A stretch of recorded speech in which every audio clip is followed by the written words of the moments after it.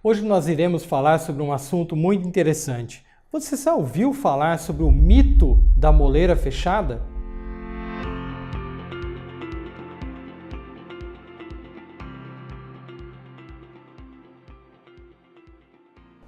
Pois bem, a moleira, na verdade, é um tecido que nós temos no topo da cabeça, que nós nascemos com esse tecido, e ele serve principalmente quando há passagem da criança que sai do canal de parto, passando e moldando o seu crânio através dessa passagem. Essa é a função da moleira. Bom, mas você está falando da moleira em relação a isso?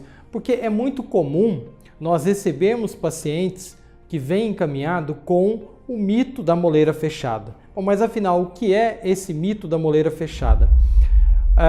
Nós temos no crânio as suturas cranianas. As suturas são essas linhas que temos em várias regiões. Então nós temos na frente as suturas chamadas suturas coronais, a sutura sagital e aqui atrás as suturas chamadas de lambidoide, além de outras suturas presentes no crânio.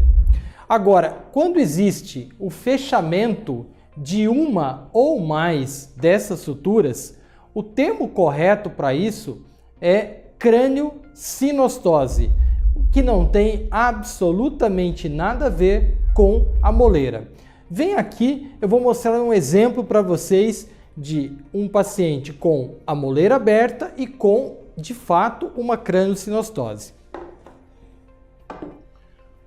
Vejam só a diferença deste modelo, é um crânio em que vocês notam que esse crânio ele está alongado, ou seja, é um crânio no sentido antero-posterior, ele é bem alongado e ele é estreito nas laterais. Esse é um tipo de crânio-sinostose que nós chamamos escafocefalia, que na verdade é o fechamento desta sutura chamada sutura sagital. Então aqui nós estamos vendo a ausência da sutura e no modelo normal a sutura presente, que é esse serrilhado bem visível aqui.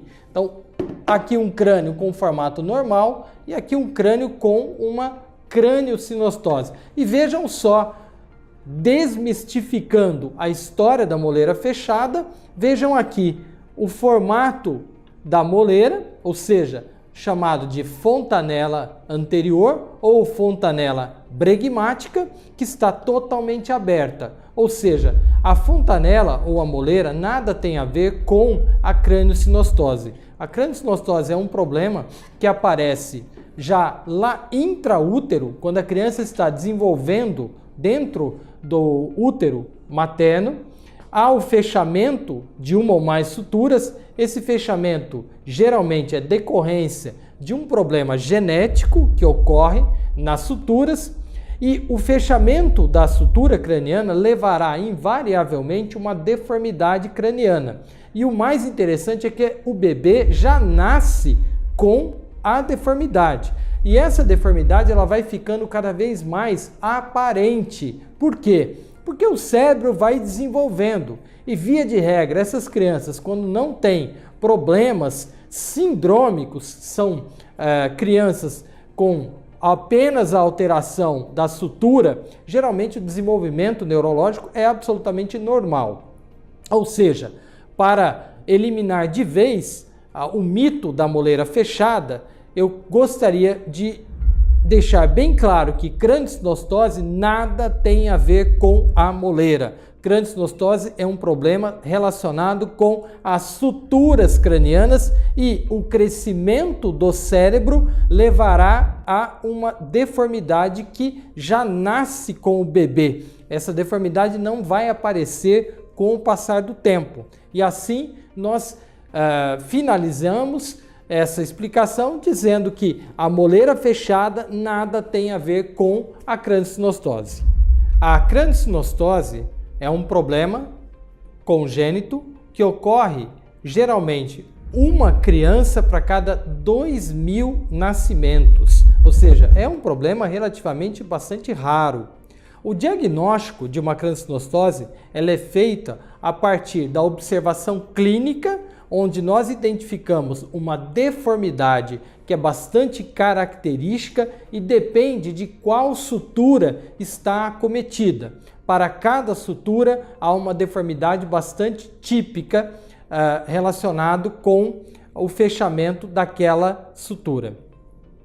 Depois da impressão diagnóstica, do exame detectando essa deformidade, nós indicamos a realização ou de uma radiografia do crânio para a confirmação do fechamento dessa sutura, ou mais utilizado hoje em dia é a tomografia de crânio sem a administração de contraste, uma tomografia de crânio simples com a reconstrução 3D.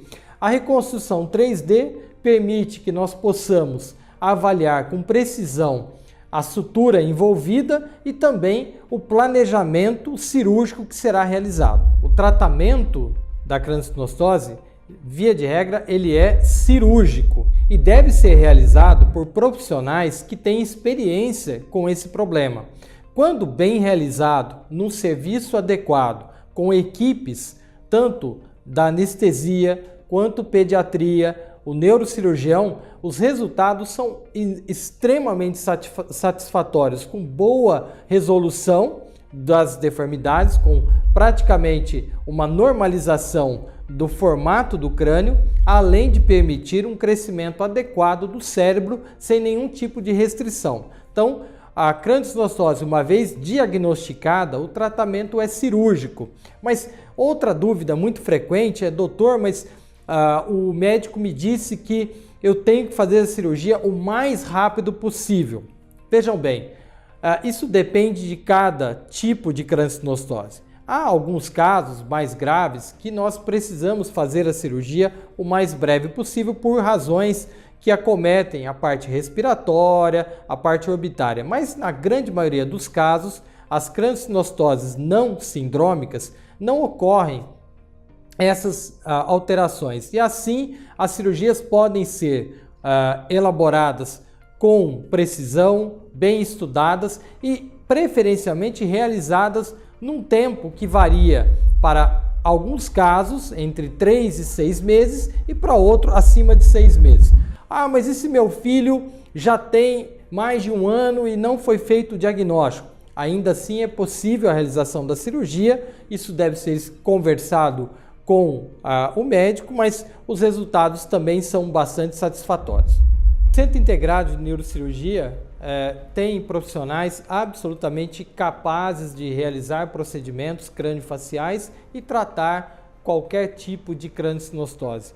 São problemas em que nós temos bastante experiência adquirida, inclusive em hospitais fora do país, como o Hospital Necker na França, que é sem dúvida alguma a maior referência mundial no tratamento da cirurgia craniofacial das craniosinostoses. Então é um problema que há sim tratamento e o mais importante, este tratamento deve ser realizado com profissionais competentes e num local onde há uma regularidade nessas cirurgias.